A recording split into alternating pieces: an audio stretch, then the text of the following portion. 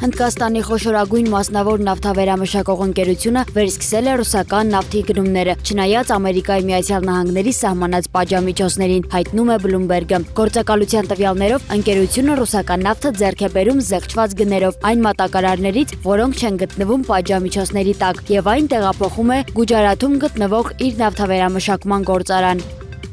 Իսրայելի վարչապետ Բենյամին Նեթանյահուն հայտարարել է, որ երկիրը նախատեսում է $110 միլիարդ ներդնել սեփական զինատեսակների զարգացման համար արտաքին կախվածությունը նվազեցնելու նպատակով։ Նրա խոսքով Իսրայելը կշարունակի ձեռք բերել անհրաժեշտ սպառազինություն արտերկրից, սակայն առաջնահերթությունը կտրվի տեղական արտադրությանը։ Նեթանյահուն ընդգծել է, որ նպատակն է ստեղծել անկախ պաշտպանական արդյունաբերություն եւ նվազեցնել կախվածությունը ցանկացած երկրից, այդ թվում դաշնակիցներից։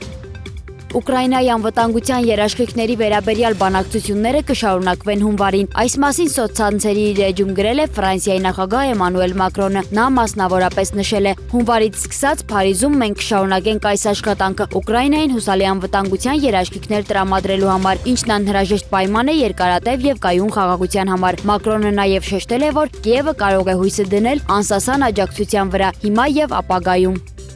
Չինաստանը Ռուսաստանին տրամադրում է տիեզերական հետախուզության տվյալներ Ուկրաինայի վրա հարվածների համար։ Այս մասին հայտարարել է Ուկրաինայի նախագահ Վոլոդիմիր Զելենսկին։ Նա մասնավորապես նշել է. «Մենք տեսնում ենք Ռուսաստանի կապերի ամրապնդումը Չինաստանում այն կառույցների հետ, որոնք կարող են տրամադրել տիեզերական հետախուզության տվյալներ։ Ցավոք կապ է հայտնաբերվել Ուկրաինայի տարածքի չինական արբանյակային պատկերների եւ համապատասխան էներգետիկ օբյեկտների վրա Ռուսաստանի հարվածների միջև։ Նման գործողությունները Ուկրաինայի նախագահի խոսքով թույլ են տալիս Ռուսաստանին երկարաձգել պատերազմը։